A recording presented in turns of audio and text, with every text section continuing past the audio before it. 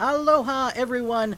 This is Chesapeake Movie Thoughts, and today I'm continuing my look at the Disney animated classics with the second Disney animated classic. Here it is, Pinocchio. And Pinocchio, it continues what a lot of what I said about Snow White and the Seven Dwarfs. So I don't want to go too into like the acting on paper, just how well they're able to craft a performance and create these just incredible character performances with their animation. So I've said a lot of that in Snow White and Seven Dwarfs, so that applies here as well. Technical animation takes a step up in this movie as well, and I'll get to that. But the movie, the characters that we do get introduced to in this movie are fantastic. It's told from the perspective of Jiminy Cricket, who has gone on to be a Disney mainstay. He's a very recognizable Disney voice, so maybe not as important as Mickey Mouse's, but he's up there. And in fact, a lot of this movie feels very Disney. There's sort of a hard to describe quality to a Disney project that will make it feel very Disney. And Pinocchio particularly feels very Disney. And it may have something to do with the fact that certain very important aspects of this film have just gone on to become mainstays that are very important to Disney in general. When You Wish Upon a Star, the theme song to this, has become like the Disney song. It's like the quintessential Disney song.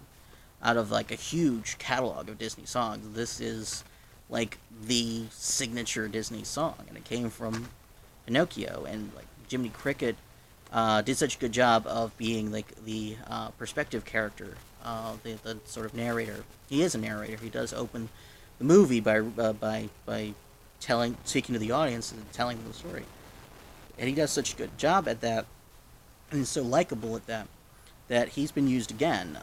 He'll pop up in another Disney animated classic, and on TV and in like specials and direct to DVD things. He does hosting duties quite a lot because of just how enjoyable he is in that role.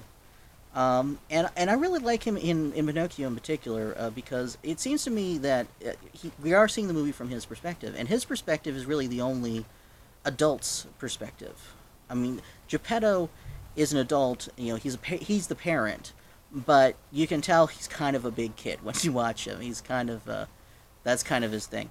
But for as far as like the parents in the audience would be concerned, it's Jiminy's voice that echoes theirs, because he parents send their kids out in the world and they hope they've taught them right and wrong. They hope they've instilled in them a voice that's going to guide them.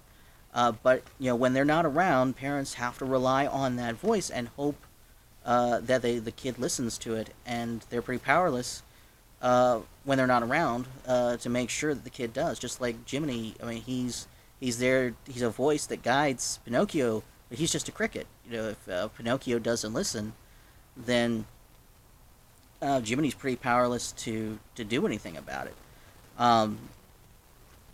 So you know, it's pretty much Jiminy is the stand-in for all the parents in the audience, and he's a very likable parent character. He's and you understand his fears and his concerns. And then Pinocchio, for what he is, he's an innocent in all of this. I mean, Pinocchio doesn't want to get in trouble. It's just that he doesn't realize he's getting into trouble. He's very susceptible to peer pressure. He'll listen to Jiminy and he'll like be fully intending to do as Jiminy guides him, but then someone else like Honest John comes along and tells him to do something else, and he's like, okay. It's just he's just got kind of this little kid attention deficit kind of thing going on. There's really no he's really got a good heart. There's really nothing malicious in his heart. It's just he doesn't know, he doesn't realize, you know, not to listen to certain voices. So great characters. Geppetto, like I said, big kid. The Figaro, the cute cat. The like the internet cute cat videos. If you love internet cute cat videos, watch Pinocchio to see Figaro. But that I guess will lead me into the technical animation in this, because there is like so many different kinds of movement when you watch this. There's the way the puppets move is different from the way that the humans move, which is different from the way the animals move, which is different from the way that mechanical devices like the music boxes in Geppetto's workshop move. And I was really impressed, looking for the technical aspects of it. Computers, it took probably over a decade for computers to get good enough at doing organic movement so that it looked natural. But organic, people animators did this movie the second ever. It was made. It was released 3 years after the first Disney animated film, and in this they got this mechanical movement down. I mean, it was a lot easier for organic animators to adapt to mechanical movement than it was for mechanical computer animators to adapt to organic movement. And so that was pretty impressive. But there's so many shots in this that you don't think about it as you're watching it because you're just watching a movie. But you think about, they had to be extremely difficult for the animators to do. Very ambitious shots in this film. Shots like in the streets of the village where Pinocchio and Geppetto live, as the high diddle-dee-dee numbers going on, and Honest John and Gideon and Pinocchio are marching through the streets. They do this shot where they pan back into an overhead shot, and in the movie the camera is moving back, but also panning across the village, and of course the village is a painting. It's a background painting, so it's panning across the painting. So the animators had to insert the characters there. They had to do it from the right perspective, from a top-down point of view, and they also had to account for the movement of the camera as it pans across, and the march that the characters are doing, and they had to keep what's supposed to be in the foreground looking like it's in the foreground, and what's supposed to be in the background looking like it's in the background. And it's all seamless. It's incredibly seamless. But it had to be so incredibly difficult to do. And I think that's why, look this movie up on Rotten Tomatoes. This movie has 100% on Rotten Tomatoes. 100%, that's impressive. But another scene, it's the scene in Stromboli's wagon in the birdcage. I've heard critics mention this, praise this scene quite a bit.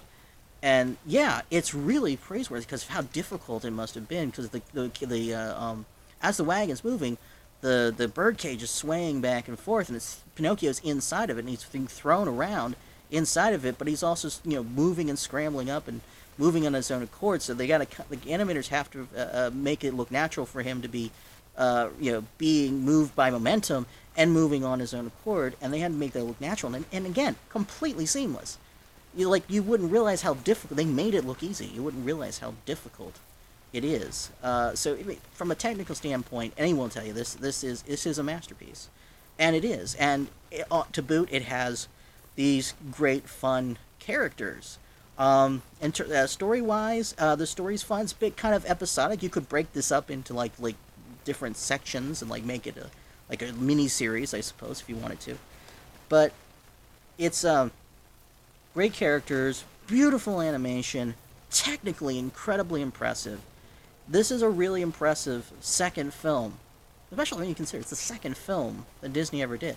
I think it's the second animated film ever, but I may be wrong. I know that after Disney did Snow White and the Seven Dwarfs, the Fleischers did put out a full-length feature animated film based on Gulliver's Travels. And I'm not sure, that may have come out before Pinocchio. I'm not sure. I have not researched that enough, I guess. But it's, if not the second, it's around the third. It's one of the first animated films. And extremely impressive, particularly considering that. It would be impressive even if it wasn't. So if you haven't watched Pinocchio for a while, watch it again. Watch it again just for the fun and the characters and the animation. But if you want to every now and then give just a little bit of appreciation to the technical aspect of it. Maybe watch it once through for the technical and once through just to enjoy it. It is very. The word I keep coming to is impressive, and I think that's it. The Pinocchio is an impressive movie, and a very Disney movie at that. Okay, like, comment, subscribe, and that's a wrap.